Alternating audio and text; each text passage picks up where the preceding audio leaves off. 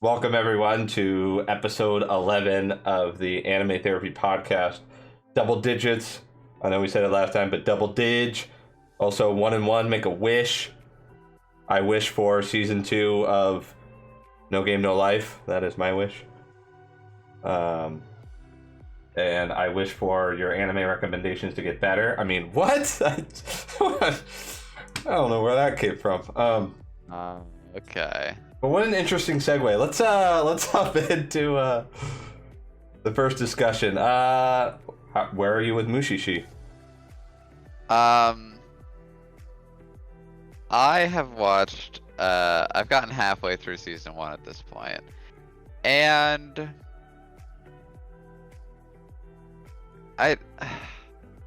my opinion on the show hasn't really changed because I don't really think much has evolved from that show yet.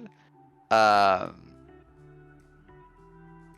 only thing I will say is that I'm kind of understanding how you're supposed to feel about characters more, because, you know, with an episodic series, it's very much like they're here for this episode and then they're gone, which is similar to how, you know, Ginkgo sees these people anyways, right?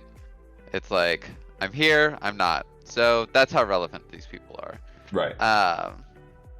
Which is a weird balance for me because I want to feel some type of deeper connection to these characters, and I'm not really getting that. So I will say that's a draw for me. But still, you know, everything I said last time about the show still stands. And overall, I'm still enjoying it. It's a very relaxing show to watch. It's very much a like people like to say, oh, it's a shut your brain off kind of show. It's not a shut your brain off kind of show. It's more of a like shut your body off, right? Like you don't have to you don't have to be like tensed up or like expecting anything. You're just along for the ride, but you do need to be like focused for the show, I guess. But I will say, our original thing with these tasks was give it a try, right? Watch 3 to 5 episodes. You just happen to be recommending things that I'm like, cool, I'm gonna watch it all. And I may have misstepped with Mushishi because I don't want you to, or anyone else to like power through Mushishi. It's not that kind of anime. It's definitely one to take your time with. Right. That's why I'm like, you know, keeping it at the like 5 to 6 episodes max, because I feel like, you know, the show's pacing is very like, as you said, you know, I akin it to like a Matthew McConaughey kind of vibe where it's just like, hey man, like take your time, you know, we'll be here, you know, that sort of stuff. All right. At least at this point, right? Yeah. I don't know if that ever changes, but I will say it's pretty consistent throughout. It's just things do get more, I guess,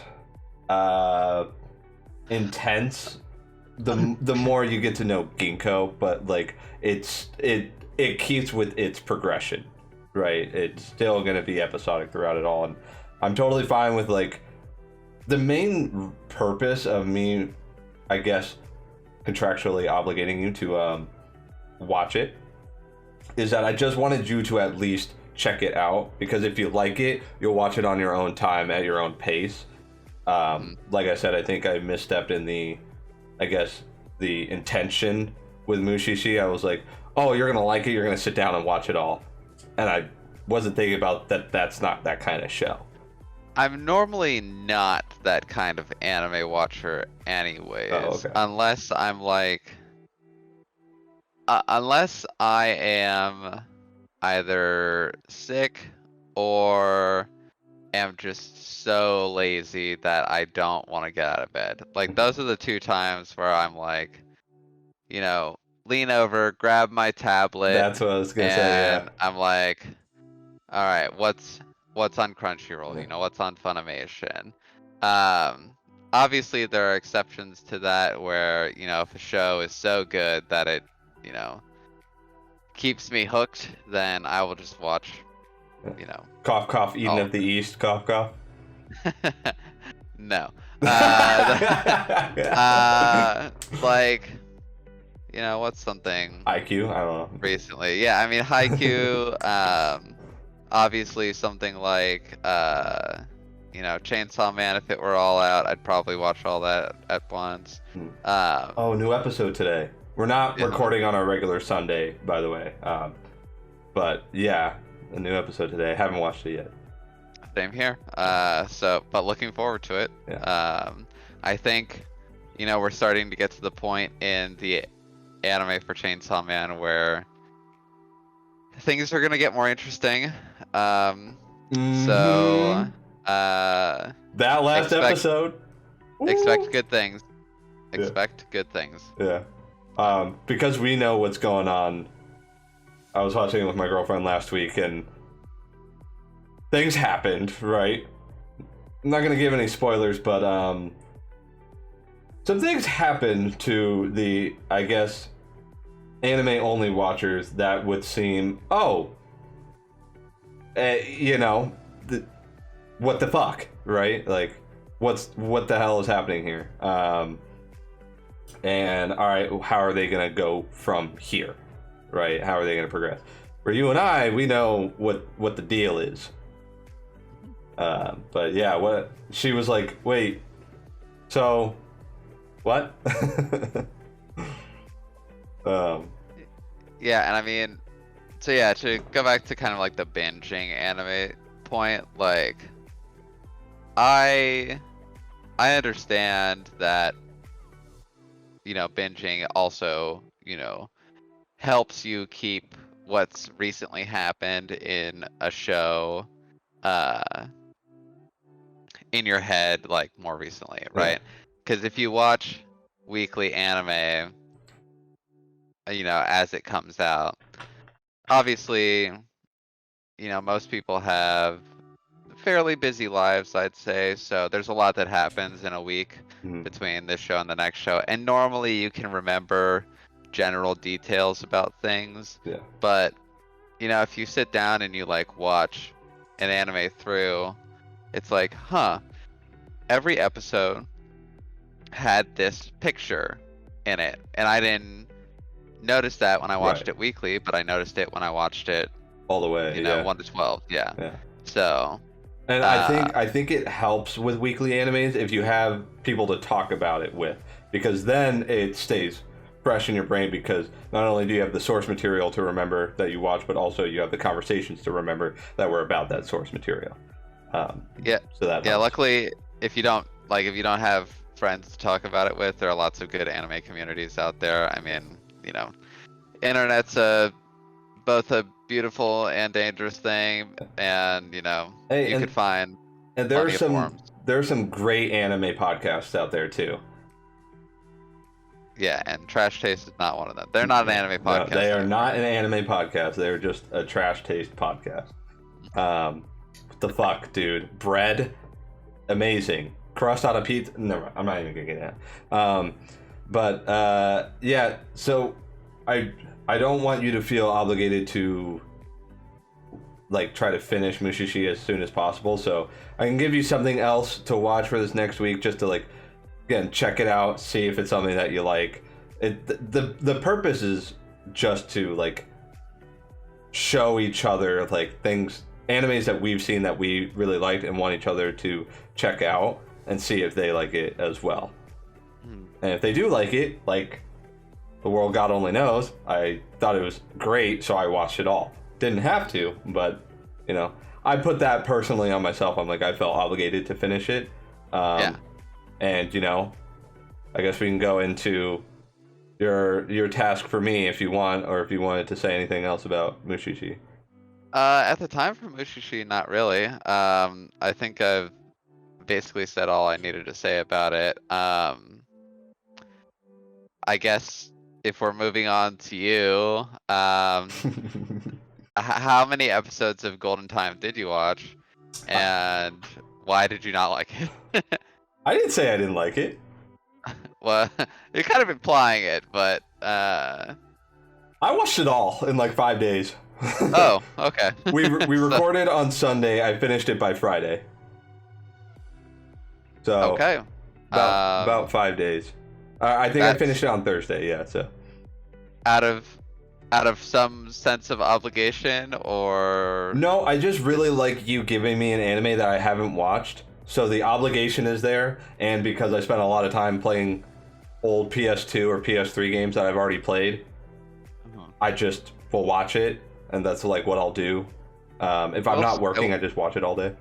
Yeah, I will say, as far as my anime recommendations, is one of the things that I don't take into consideration when I recommend an anime to you is what is the English voice acting, because I know, you're a multitasker, you like doing more than one thing at a time, and sometimes you'll like play an old game and then have the anime on in the background in English. Yeah. So I'm not sure if you did that with Golden Time, but if Golden Time had some whack English voice acting, then So here's what Oops. I'll say.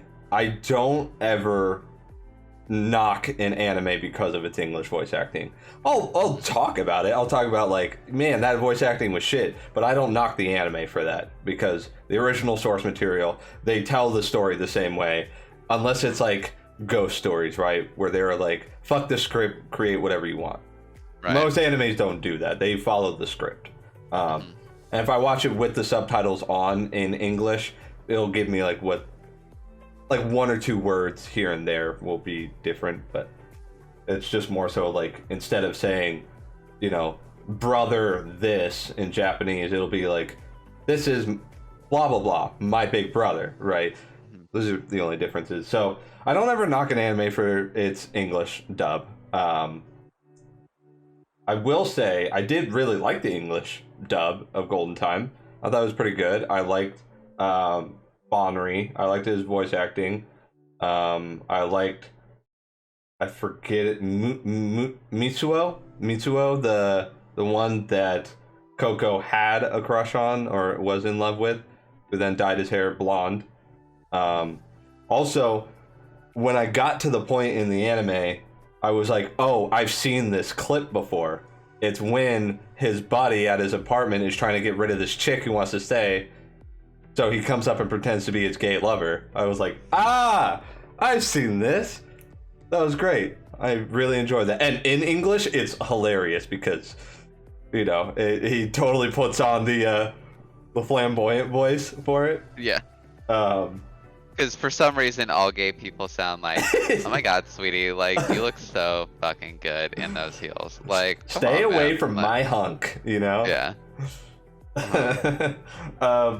Here's what I'll say. I was enjoying it up until a certain point, and then I ended up really not liking it. But Okay. the point that I ended up really not liking it was literally like the last episode. And it wasn't how it ended per se. I mean, it kind of was, but I mean, do you want me to, I'll get into it. I mean, Yeah. No, like, I want to hear about it. Like, what about I was the expect- last episode? I was expecting you to go, yeah, go off, Queen. Yeah, like, do your thing. Like, I want to hear about this. So in the first two or three episodes, Yep. I had a moment where I was like, what the fuck is happening? I am so lost as to, I've been paying attention, I'm following it, and yet they've completely lost me. And it was when they get tricked into going into the forest to join a cult. Yep. It was at that moment where he was like thinking in his head, because I just had this discussion with my girlfriend today. I was like, she very much is a like, I'm going to predict everything that happens in the movie while I watch it or TV show, and I'm very much like I shut my brain off, right? I'm gonna follow it how it is, which leads me to be confused sometimes, but also, I get surprised. I like being surprised by the plot and not knowing everything that's gonna happen. So he was like, we all gotta get out of here. and then and in his inner monologue, and then he starts talking about, I want to join this cult. This is the best place, right? If you don't want to be here, if this isn't your thing, just get the hell out, right? Right. At first, I was like, what the fuck? And then it clicked in my brain. I was like, oh, he's trying to get them out, and then he's gonna leave.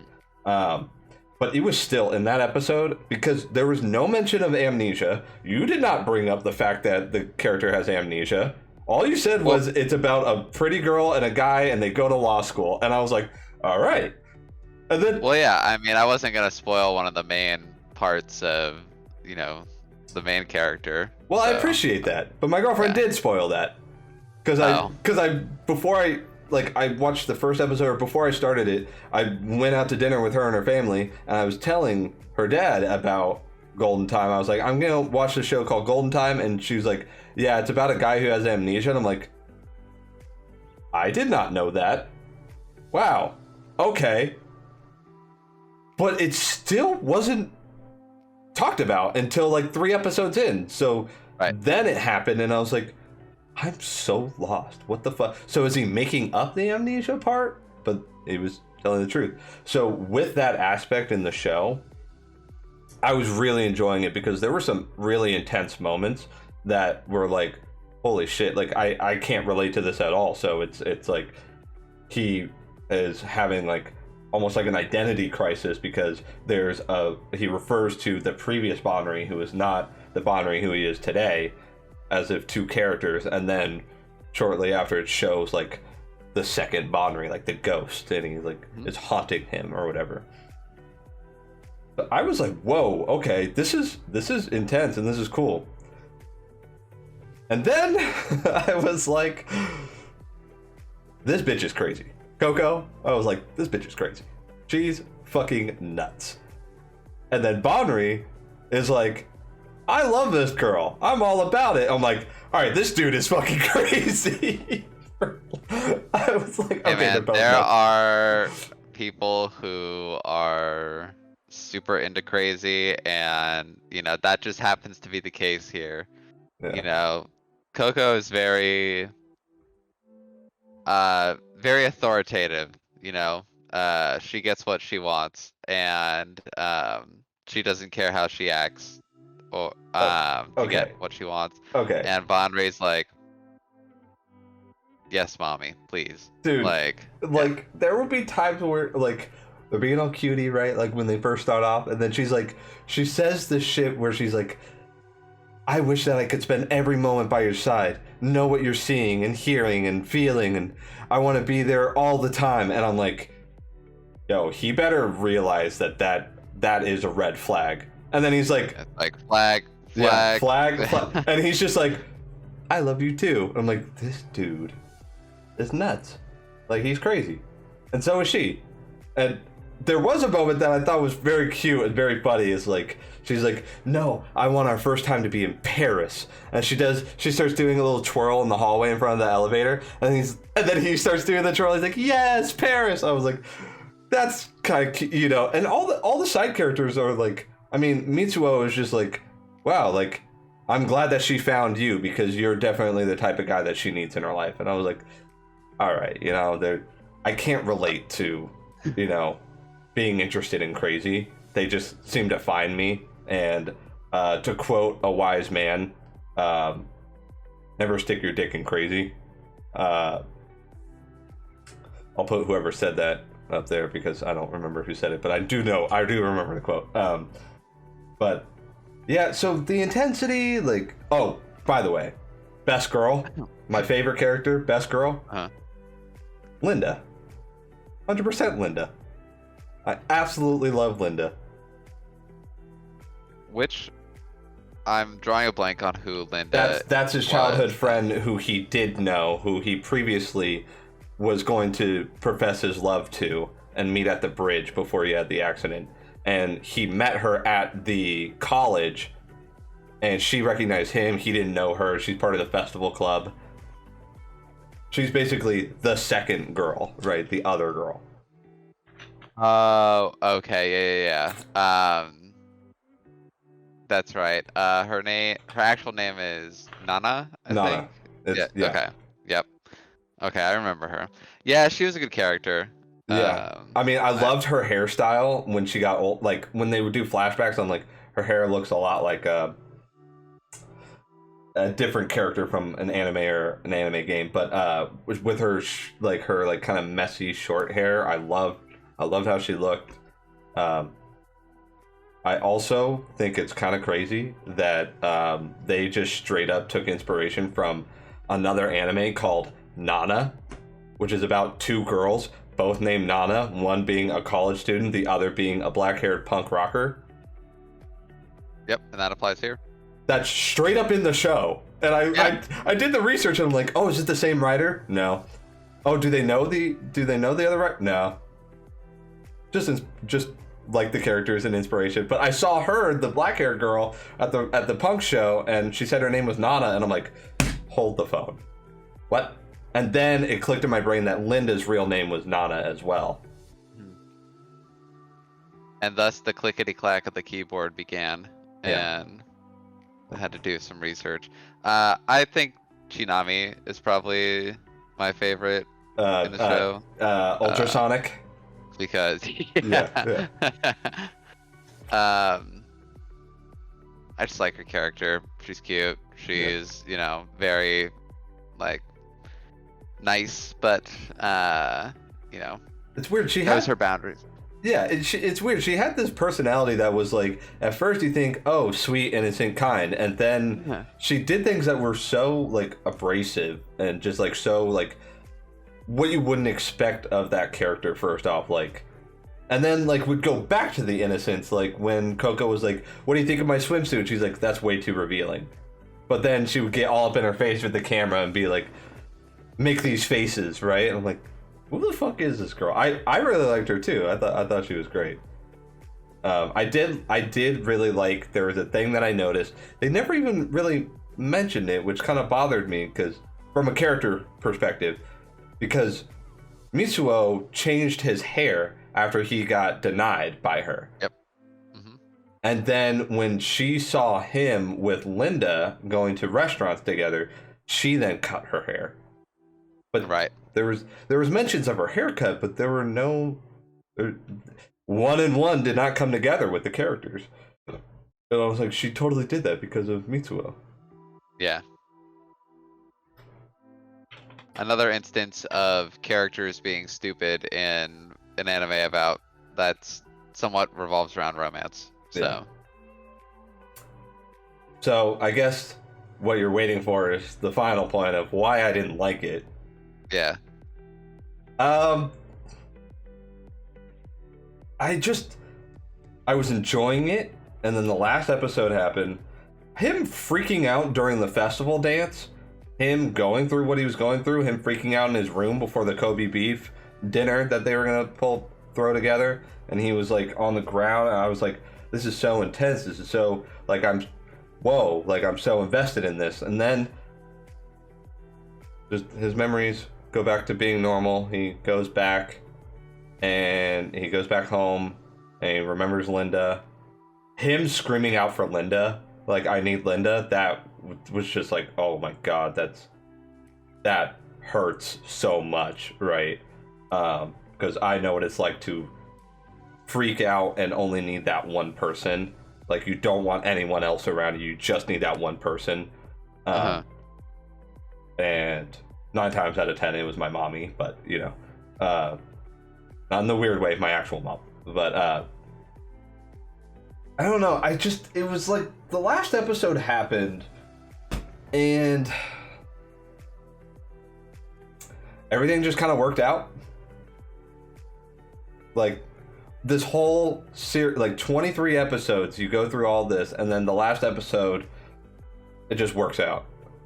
And I don't know, maybe it's because I liked Linda so much and I just wanted him to be with Linda.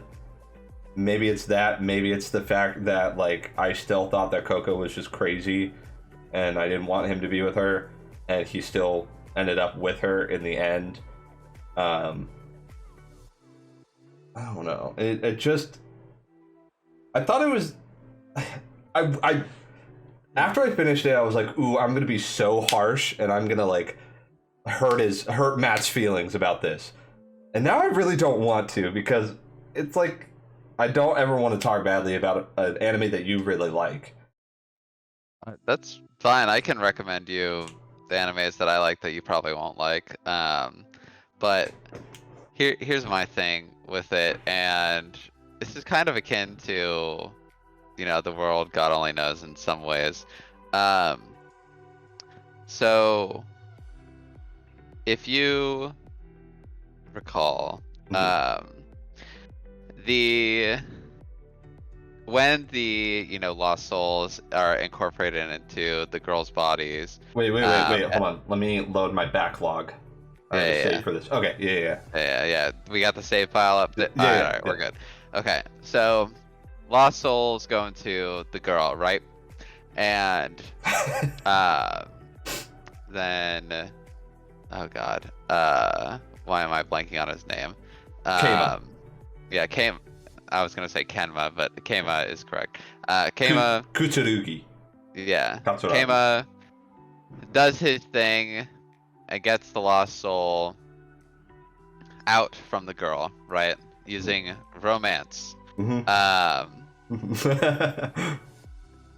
Take that that section of time where Keima has to, romance the girl, and look at it from the girl's perspective, right? And then compare it to Banri. So the girl has this piece of their memory that they don't have anymore. They have amnesia, right? Banri also has memories of his past that he doesn't know.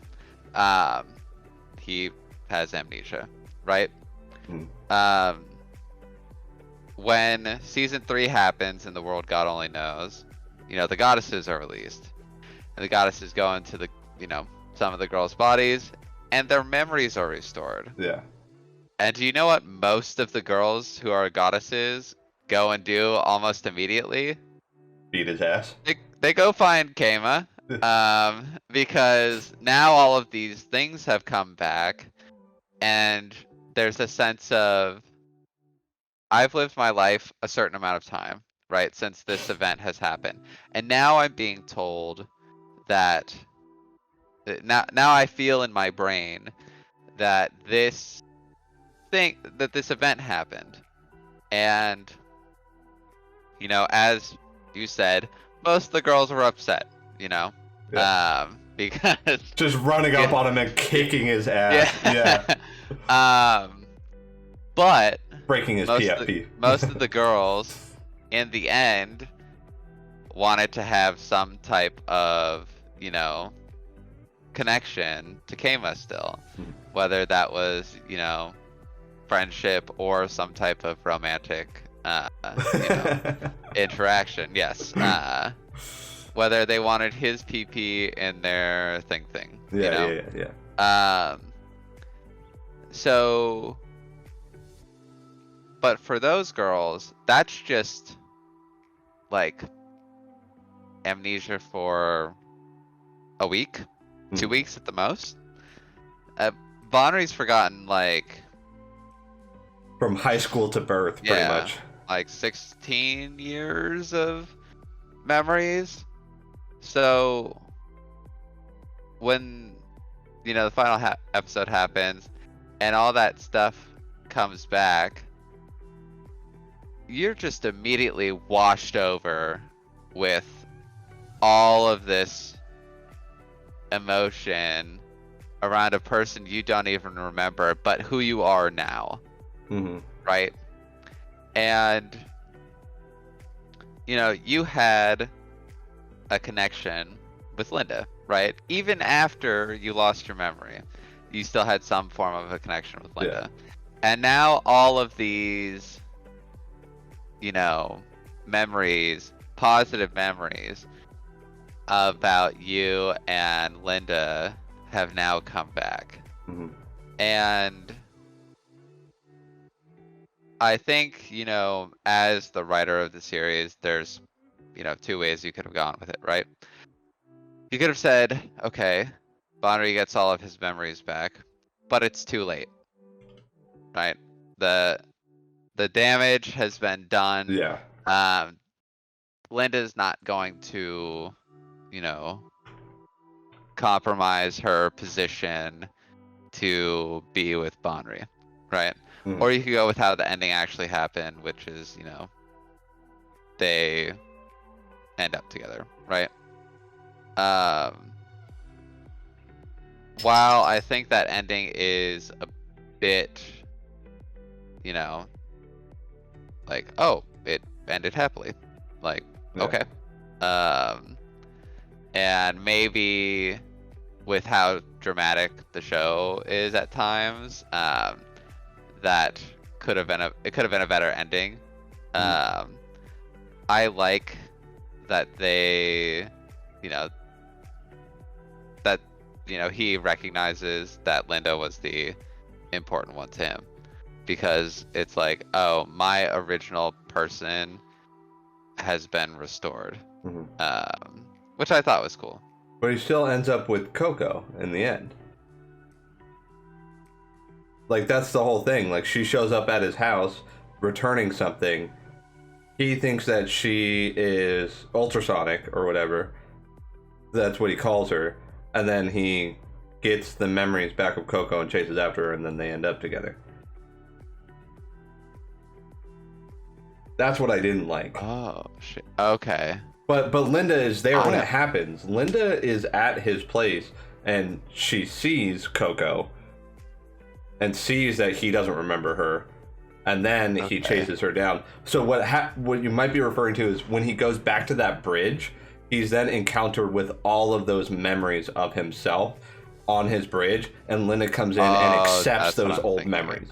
Yeah, that's what I'm thinking of. Okay. She comes in and she's like, I accept you. My answer is yes, I accept you. So all of his old memories to his old self. And then he's able to move on with Coco. Okay. Yeah, I've completely misremembered that, and that's now that you mentioned that, was one of the things. I wish he would have gotten with Linda, but if he likes crazy, I mean, that's I guess my biggest issue is, writers are writers, right? And you respect the writers for putting in the work to creating a story, right? Can't fault them for that. Unless it's, a shit story like Seven Deadly Sins.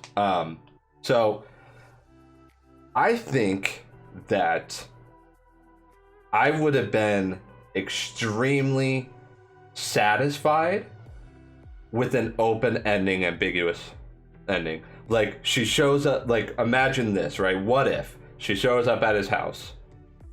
He has his memories back, exactly how it happened before, but he doesn't remember her. And goes on living his life as his old self. And Coco walks away, heartbroken, tragic, but, still loves him, but, like, knows that it's never going to happen. Right. And ends. Some people might not have liked that. I would have finished it and been like, wow, that sucks. But man, do I really like that ending. It would have been a bittersweet ending that I would have preferred. I wasn't really into it all worked out, right? He got his old memories and he got to, like, having your cake and eating it too. It's like, and, maybe it's just because I didn't really, like, I liked Coco's character. I didn't like her as an option for him. But one of the best episodes, in my opinion, of that whole show is when he convinces Mitsuo to work at the club, and he's dressed as the maid girl, and Mitsuo is getting all oiled up in a Speedo and getting fucking hit on by all the patrons. Oh god, I completely forgot about that episode, but now that you say that, I'm like, oh jeez, I know exactly what you're talking about. I loved that episode. I thought it was so funny, and I loved seeing I liked seeing the new I think that's mostly what it was I liked the new Bonri more than the old Bonri, because the new Bonri, he was like, how do I look, right? Like, yeah, it's embarrassing, but kind of fun, right? And then he's out there and he's having fun, and he's like, you know, not embarrassed. He's just like having a good time. And then he sees Linda in her like devil outfit and they're having a good time. I was like, I love that. And then, you know, unfortunate circumstance, Coco walks in and sees them sharing like a glow stick or whatever, and it looks bad. It looks really bad. I was like, damn, you know, that was a really good episode. I got core memories, man. I got the core memories of that show, so like I'll always know like the key parts that I really, really liked. You've apparently chosen the right scene too, you know? That's a good scene to hang on to. Yeah. I mean, also, you know, when they go to the beach, I remember that whole episode that because it was that was an insane episode, you know, like they go through the planning, but then once the day comes, you know, they're late getting picked up. Then it takes hours to pick up the other people, and then it starts raining and they're in traffic and they're like, is there even a point to go to the beach? And then they sit in the parking lot at the beach and it's pouring down rain, and Bonnery's like, well, we have our swimsuits on, right? And then he goes and dances in the rain with the girls, and like they're all having fun, and then they get food and it gets sunny, and then they have their day at the beach, and then Coco gets behind the wheel and falls asleep and has the car crash. And pivotal point in the show, because what doesn't get revealed to us why Coco is feeling so bad isn't because the money or like her dad is disappointed in her, or like, I mean, she's upset about, you know, putting her friends in danger, but what we find out, like, after they're fighting in her room, which was such an intense scene, like, they're yelling at each other, and she's like, what would have happened if I had hurt you in an accident and the same thing happened? You lost all your memories, or you went back to your old memories. I couldn't live with myself if I had done that to you. And you're like, oh, that's why she's been so distraught. Which most people will be like, oh yeah, that's probably what she's feeling, and then she says it. Me, I'm, again, along for the ride. Like, I'm not trying to think about what might happen or what the purpose is. And then, you know, it's like an intense moment met with like a sweet kind of comedic ending where like they're hugging in the bedroom on the floor, and she's like saying the stuff to him, and he just sees her dad behind her with a cup of ramen and like making gestures or whatever, and then she's like, he's right behind me, isn't he? And he's like, make me some ramen to Bonnery. He's like, what the hell? Why would I make you ramen? He's like, because it's good. Make me a ramen. Like, there were great episodes. I want to say this, the anime, and this is what I told my girlfriend. I was like, I am going to rate the anime without my personal biases about the ending. I will rate it how I think the anime actually is, not how I personally felt. And I think it was a very good anime. I think it was very good throughout all of it. I just personally didn't like the ending, and it kind of left a bitter taste in my mouth. I would have gone for the tragic, ambiguous ending, Sure. personally. So what are you feeling with this one? So it's hard to say anything more than a 7 due to my personal bias, because I don't want to be like, it's a 9 out of 10 anime. Because I do think it is actually that good. I think people would really like this anime, and I think that it is very well put together. I think the pacing, the characters, the story, the concept, the actual art itself, I think it's so good. But my personal bias is like, it's a 7, right? Like, so your non-personal rating would is be a a 9. Yeah, I think your it was that good. personal rating is like a 7 or a 6. A 7. Yeah, I would say a 7. Okay. Yeah. Personally, I would say a 7, but if I'm going just critically, I think it's a 9 out of 10 anime. I think everybody should give it a go. But like, if you feel the same way I do, fucking preach, you know? Hit me up in those comments and be like, You know- yeah, I agree. You know, the average of that is an 8. I will take another 8 anime recommendation. There you I'm go. happy with that. You know, basically anything over a 5, I'm like happy with. You know, because 5's my average. Yeah. It's like, I felt nothing good about this. I felt nothing bad about this. Yeah. 5. I'm excited to get to like what my new task for you is, but we still have a bit of time. Do you want to Yeah, I want to talk about something. What, do you want to talk about Pokemon? No, no. I want to talk about something else first. Okay. So last week on Friday, I saw the Quintessential Quintuplets That's movie, right. That's right. and that movie has now ended the series. So I'm gonna talk about the movie. Okay. There will be spoilers. I will be saying who Futaro chooses in the end. So if you don't want to know, And real like, quick, if you haven't heard our conversation previously about Quintessential Quintuplets, go back to, I believe it's episode 8. yeah, I think so as well. Yeah, go back to episode 8 or 9. It's one of those two. I'll link the episode that we talk about it, because you do talk about it quite a bit. So I'm gonna give me a spoiler warning with your hands, real quick.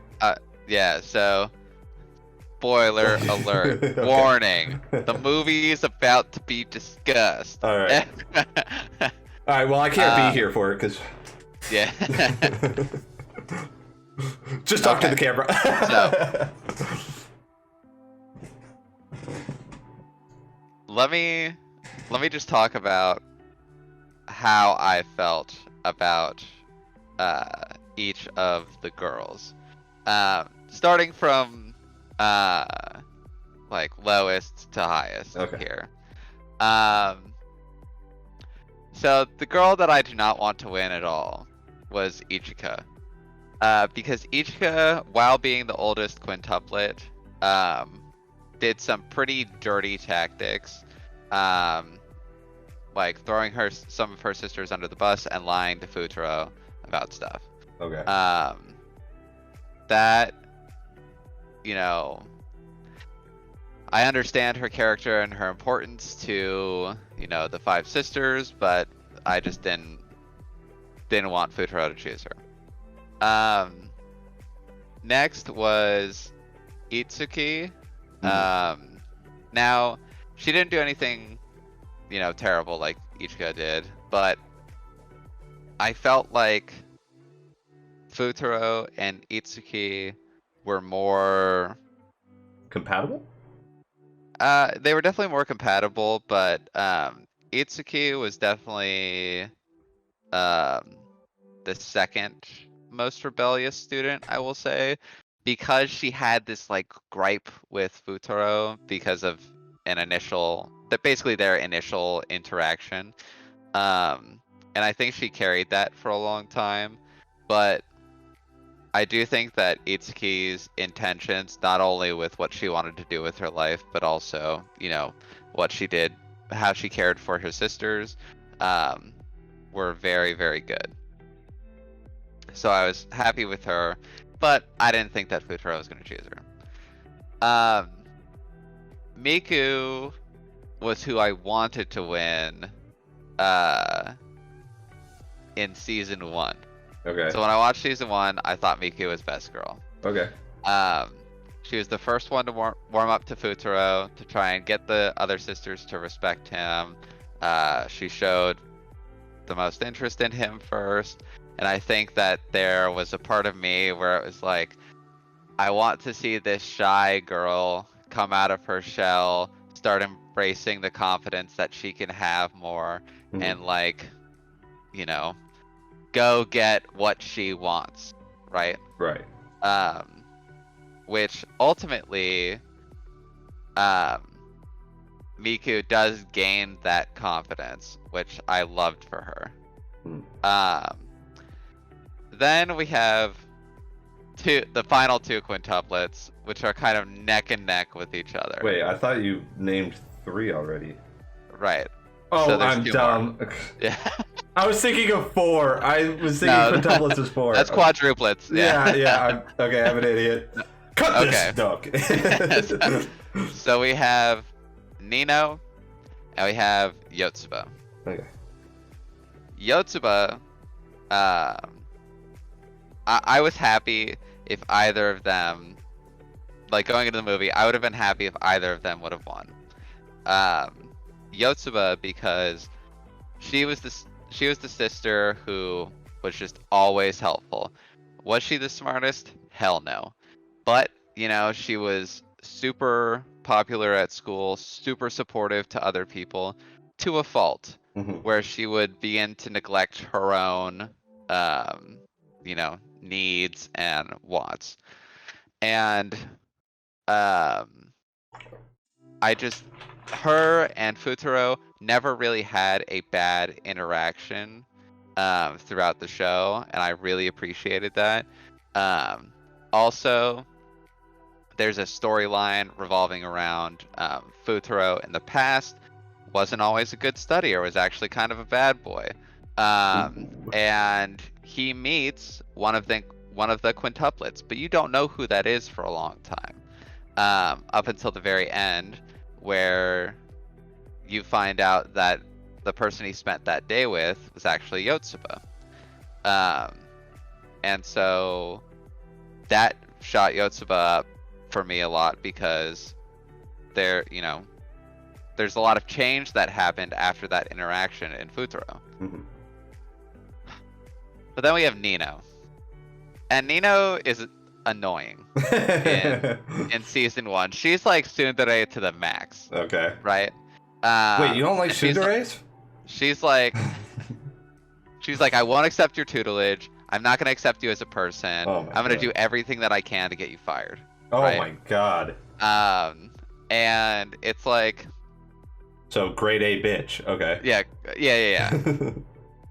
But then she starts to like warm up more, and she ends up like sticking up for Futuro when their dad is gonna fire him at one point, and he's like we all passed one.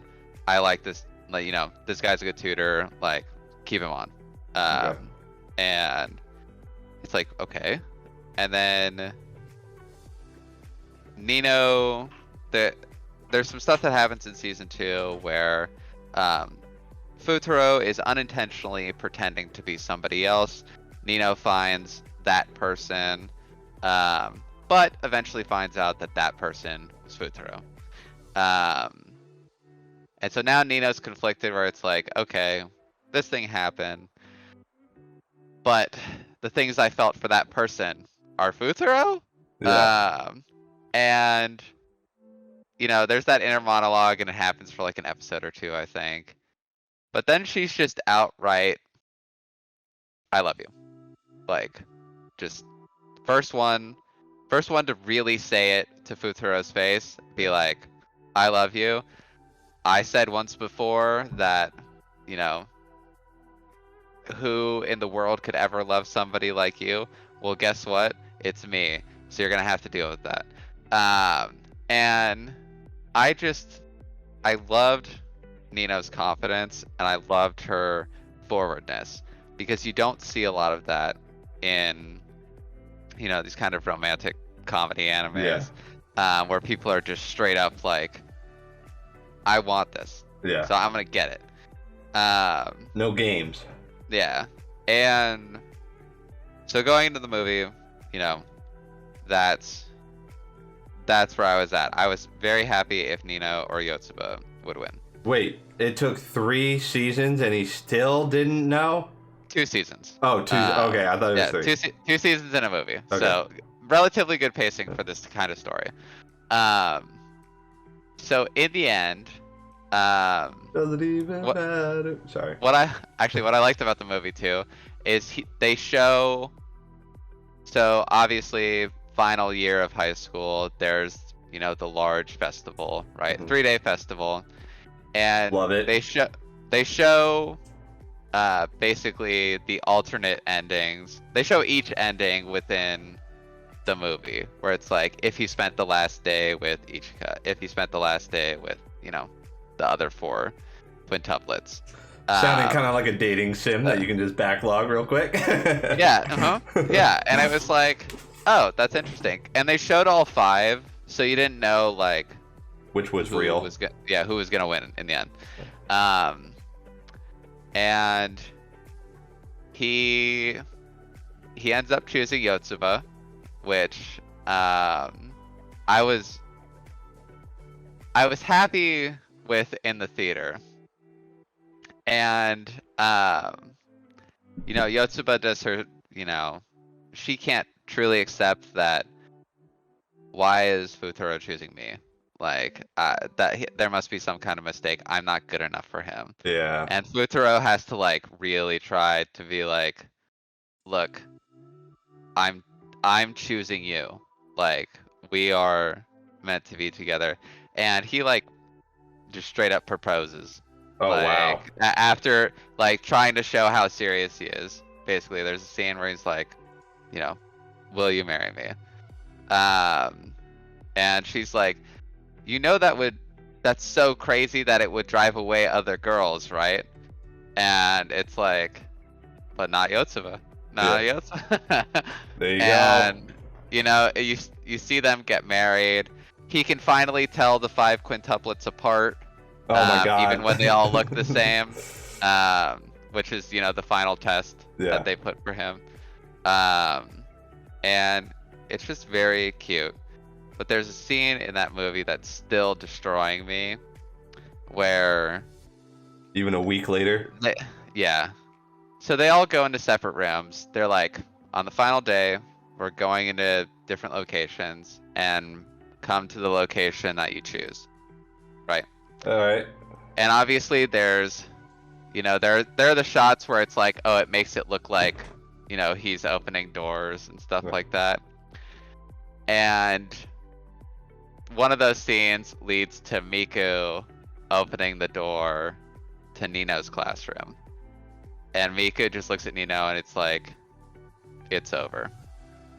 And Nino just starts crying. Oh my god. And I was just like, in the theater, I almost lost it. Because I was like, man, I feel so bad because she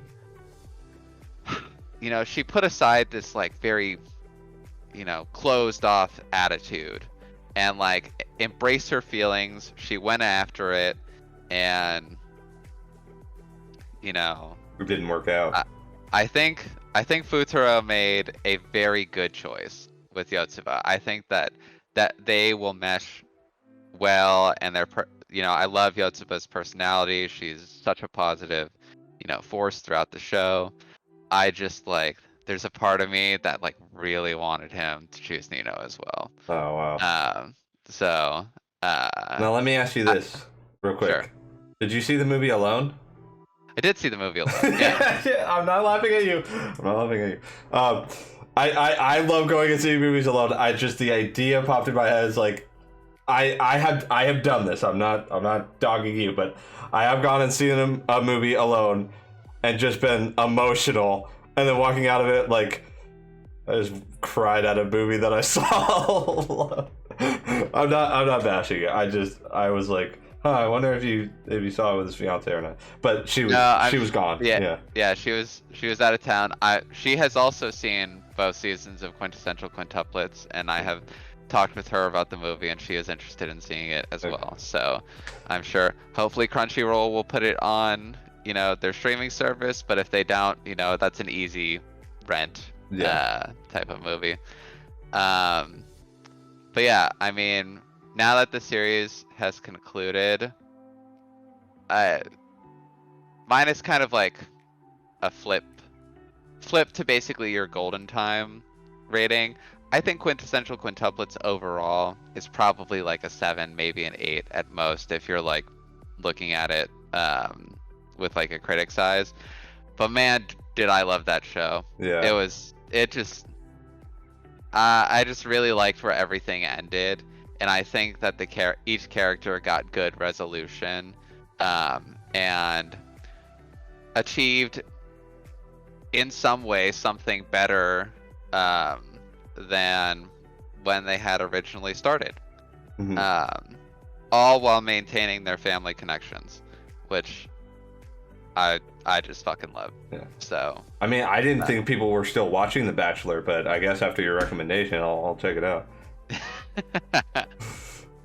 I'm just thinking in my mind, I'm like, man, it must be hard for one guy to have 5 girls be into him, and they're like, pick one of us, But you know, it can't be easy. That cannot be At an least easy he didn't decision. pick all 5. You know. I mean, he should have, right? No, he should have. I He mean, should have picked 4 and then not Miku. no, not Ichika. No, Miku could have been in there. Ichigo. My bad. My bad. The first one that you mentioned. Yeah. Yeah, all of them except the first one you mentioned. Oh, that would have been so dope. I choose all of you except you. The true ending, the Persona 5 ending. Oh my god. Yeah. Wow. Okay. Well, I'm glad that you liked the movie. I'm glad that you know that internal struggle of a few years has finally been resolved. You know, I'm happy that there's an ending. Yeah. I mean, you seem a lot, you know, livelier and less depressed now that you've seen the movie. Like, you know, that was a rough couple of years for you. It has changed my life for the better. You know. You know, the manga's been out forever, and there's, you know, the ending has been out, but I didn't look at it because I was like, I want to see it. Yeah. And then when they put it in theaters, I was like, yeah, let's go. Yeah.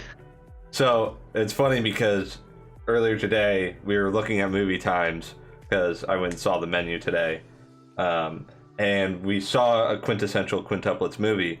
And I didn't have my phone, so I was like, oh, take a screenshot of that and send it to both of them. I think that'd be interesting. And then you responded, you were like, oh, I have a podcast episode today, and you know, I also already saw it. And I just was like, give me your phone. Like, yeah. I just was like, oh, it's a movie. I don't know if you've seen it or not. Let's you know, I had no intention of seeing it. It was more of like, oh, did you know this? I'm dumb. I should have figured you'd already seen it and already knew. Right? Oh yeah, day it was released, I was like, I'm in here. Yeah. Yeah. Hey, I don't know if you've heard about this new browser system, but it's called Internet Explorer. It's supposed to be revolutionary. You know, I've heard it's actually called Microsoft Edge now. So. Dude, Edge sucks.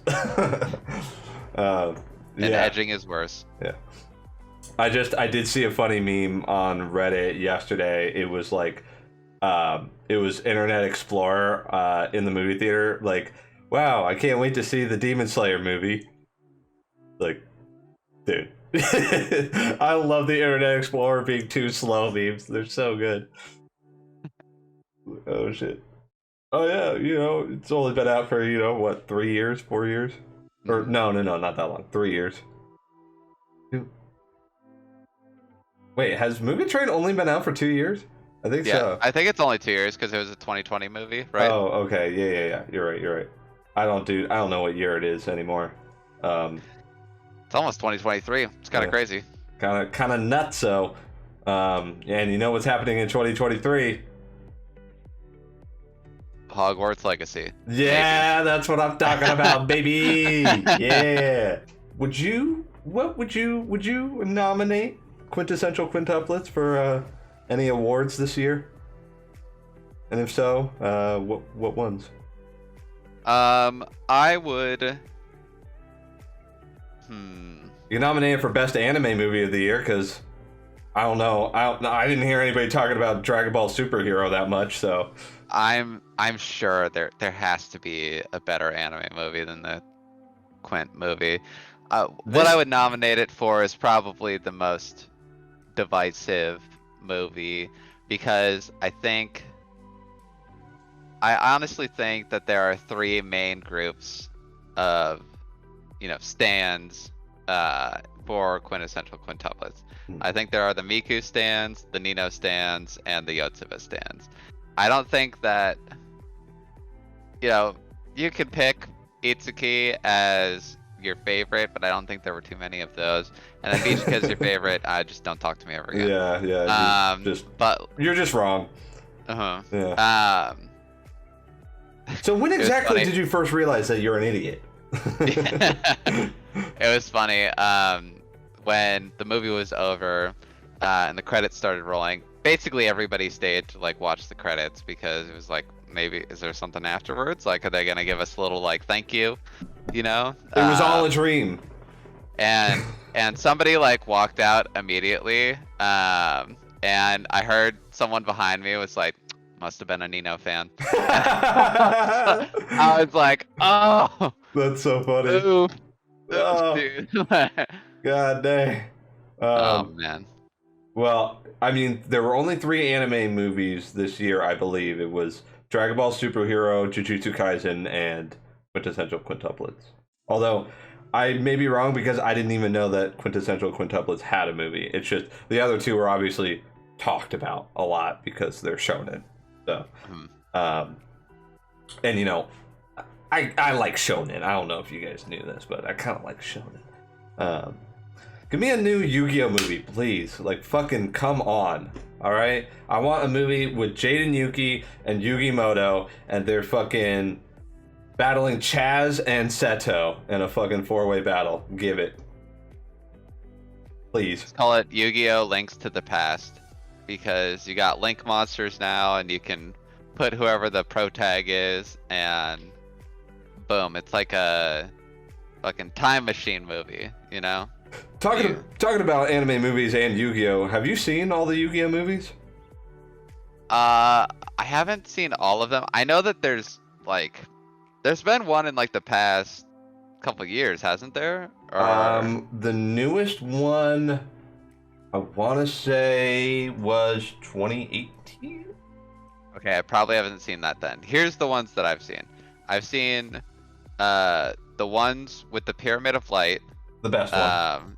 And I've seen the one where what is it? Yugi, Jaden, and Yusei are all dueling together. That's the one I was gonna mention, yeah. Yeah. So that one, most ambitious anime movie of all time. Like Avengers, Justice League. Pff, get the fuck out of here. Yo, you got Yugi, you got Jaden, and you got Yusei, the 3 best Yu-Gi-Oh series.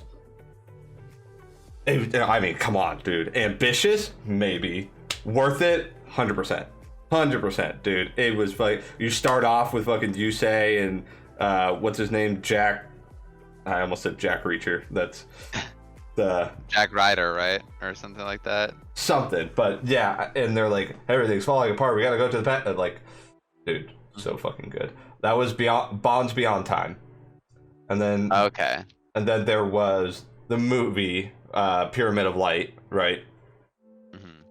Saw that in theaters. I know you did too. Oh yeah. Yeah. That was 2004. Bonds Beyond Time was 2010, and the newest one was 2016. It was The Dark Side of Dimensions, which was okay. It was all right. It was not amazing. I have not seen that, so I mean, I don't know if you have like. You don't have an Xbox, so I mean, I was gonna say I own it, but through like my Microsoft TV movies and TV, which I don't know if it's in movies anywhere, but if you have, you should have access to those 2 things on your Microsoft computer. I would just give you the info and you could watch it. It's not bad. It's just, you know, for a brand new Yu-Gi-Oh movie to take place in the original Yu-Gi-Oh setting, I think they could have done instead, I don't know, a 5Ds movie or a GX movie instead. 2016, I mean, shit, like the first movie was 2004, so it wasn't bad. It's just, I mean, they delve a lot deeper into not Bakura. Why am I blanking on his name?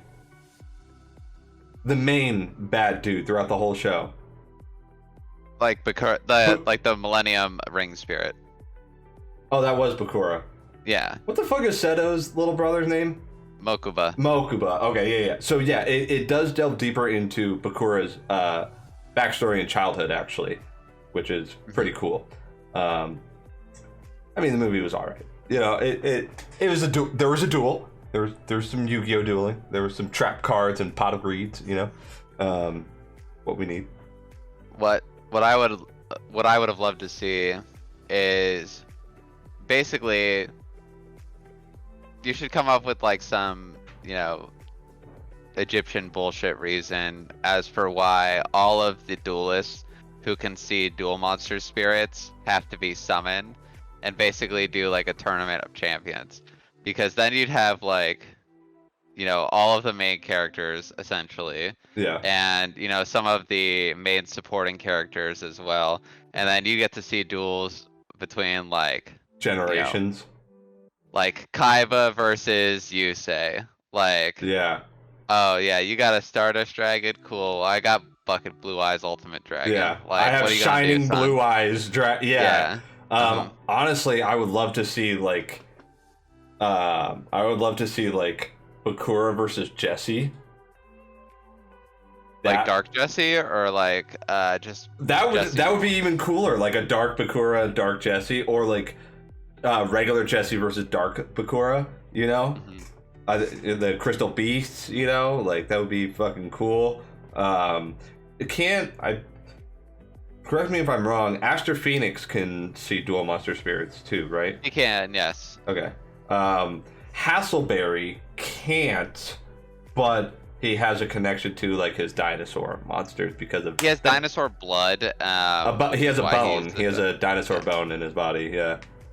I did like that episode. We'll wrap up here real quick, but I did last thing on Yu-Gi-Oh! GX because it's the best.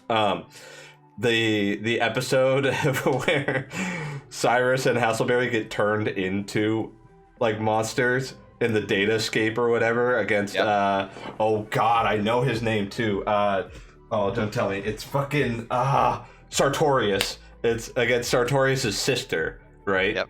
Mm-hmm. And Hasselberry's a Tyrannosaurus, which is, cool, fitting. But Cyrus is just like a fucking car. Like a fucking smart car. He's putt pretty much. Mm-hmm. He's Lightning McQueen. Yeah, I did like that episode. We gotta have like a full-on Yu-Gi-Oh! Like, we'll talk about our task. Maybe we'll just have an extended or like just a Yu-Gi-Oh! Bonus episode. Oh yeah. But yeah, how about we move on to tasks, if you're cool with that. Recommendations. That is fine with me. I think I hit you. No, you hit me with the recommendation first last time because you were continuing with Mushishi. So. All right, tell me a show. I backwards literally what I just said, so I thought you were going first. I'm dumb. It's Golden Time, man. Just got me fucked up. All right. So I remember last week I was like, I have two that I want you to check out eventually. I knew I was going to put one in front of the other. Can't remember what that one in front of the other was, but I do remember what the other one was. Your task is what I've been trying to get you to watch for a while. Because it's the opposite of what you love in rom-com. It's Orsky, Are You the Only One That Loves Me? The one with the bench. Oh boy. You gotta start it, man. Been waiting weeks for this.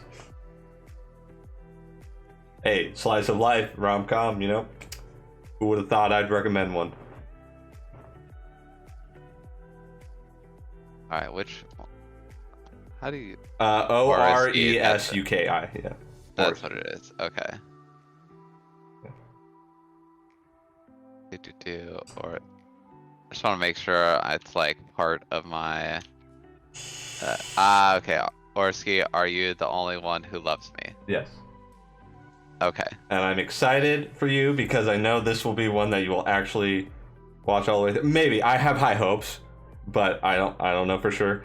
But you keep asking me about best girls, and I recommended Mushishi, which has no best girls in it. So.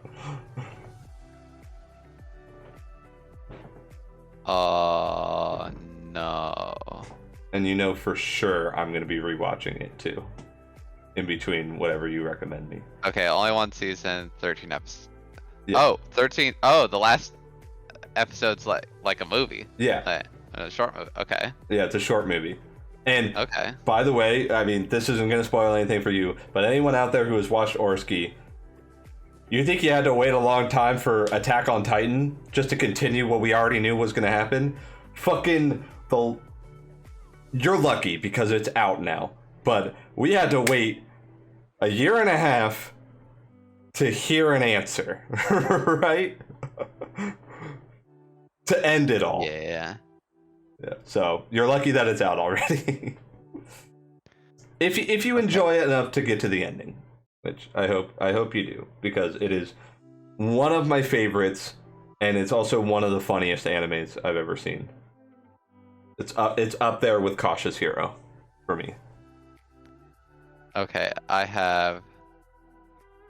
It's on Crunchyroll as well. Yeah. I have one. Yeah, that's good. I have one for you now. Okay. I'm nervous. I'm actually shaking in my boots. Shaking in your boots. If you give me another slice of life rom-com, dude. No, I'm gonna give you. Hey man, I'm fine with it. I'm really connecting with my girlfriend more now. Okay, you know that's how you gotta do it. Yeah. Okay. This is how. Okay. This is how we do it. So I'm gonna give you an anime. Is it an oldie? With it's not an oldie. It's a newie. Okay. And it's got 2 seasons. Great. Just watch the first one. Okay. And then, if you like it from there, you can watch the second one. I'm gonna put what I'm guessing right above me. I'm not gonna say it, but I'll put it right above what I was guessing. This anime involves a sneakily OP protagonist. But it's not in the setting that you would think. It's not an isekai? Not an isekai, no. Go! Dab on the isekais. I am going to give you Classroom of the Elite. Oh, there it is. There it is. You've only been talking about this like a little bit, for a short amount of time. I only have all of the light novels in this closet over here. All right. Classroom of the Elite. Yeah, I mean, again, just watch the first season. If you don't like the first season, you will not like, the rest of the show. This is very akin to Chainsaw Man, where I think the first part is a little slower and then picks up towards the end. But, that's all I'll say. Okay. And let me ask you this. Have you just snuck in an anime that's so new that there isn't a dub yet? There is a dub. Oh, okay. All right. So there is an English dub for season 1, and I believe the full English dub for season 2 is out. Because I know that this is actually like a new. Yes, the full English dub is out for season 1 and season 2. Okay. All right. Classroom of the Elite, huh? Mm-hmm. All right. Well, I better see some elite classroom shenanigans. Ayana Koji is one of my favorite characters of anime of all time. Right on. I like that. He gives off I don't give a fuck energy, but I'm so much smarter than all of you. Yeah. I dig that. I'm all about that. I'm gonna go truly on a Sigma grind set. Oh, then I'm sure I'll love it. I love Sigma grind set. All right, my recommendation to the audience. I mean, if you haven't watched it yet already, what are you doing? Do you even have a life? Do you have a sense of humor? Do you have any good taste? JoJo's Bizarre Adventure. Fucking watch it, okay? Don't talk about how the art style is. Get over it, okay? It's one of the greatest animes ever made of all time. Check it out. Joseph, best JoJo. fucking 80 years old, still having a kid. That's not a spoiler. I Regular rec. will say, you know what? I'm gonna give another 2010 anime to the audience. And I'm gonna say, you know, if you haven't watched this, I would highly recommend it. Probably one of the best 2010 animes that came out. Angel Beats. Oh, damn. I thought you were going to say Sword Art Online. Damn. Yeah. No. Fuck. Yeah, Angel That Beats. show Yeah. is disturbing. But Angel Beats Yeah. is also slightly disturbing. Not in the Sword Art Online way. Okay. But yes, it is. I think it's a very, very good anime, and just highly recommend it to anybody. Did I tell you that I started it? Did you? I did. This was probably a year ago. I started it, and I watched like 3 or 4 episodes. I haven't finished it, but I mean, who hasn't heard of Angel Beats at this point, right? So I was like, it's on Netflix. Fucking put it on. I'll check it out, and then. I think it was one of those situations where I fell asleep and I didn't know where I was, so I just abandoned it. That happens a lot. Yep. Yeah. I have fallen asleep to the same episode of JoJo's Part 6 like 3 fucking times. I put it on, I'm like, this is the episode I'm on. This is the part that I'm at. Let's fucking watch it. I finally got past it last night, by the way, but then I fell asleep on the next episode. I did that at the irregular at Theming School. yeah, King Academy. The Chinese anime one where I watched like the same episode like 4 times, and I'm like, okay, I think with the bits and pieces that I've watched and all of my sleep deprived, mind thing, I have pieced together this episode. Wait, oh, the Chinese, you're talking about the daily life of the Immortal King? That's the one I'm thinking of. Yep. Mm-hmm. Yeah. Okay. For sure. Awesome. Well, it was a good episode. We got some good talking in. We went a little bit longer, but that's fine. Fine. Who There's cares? like, life is short. Watch anime. You know. That's true. Play Pokemon. Yeah. Yeah. Okay. Well, I do want to do some stuff after this, but I guess we're gonna hang out and talk about Pokemon for a little bit, if that's cool with you. But episode 11, we did it. We here. Got a hot take. I got one, but I don't know. I mean, throw it my way. If it's sizzling, let's hear it. All right, this one came right out the pan. Okay. And you're gonna hate it because you know that I haven't even watched the other thing that I'm gonna roast. All right, well, so my hot take is Psycho Pass is better than Cyberpunk Edge Runners. Dude, how can you even say that when you haven't watched one of the shows? I don't need to. All right, out of here.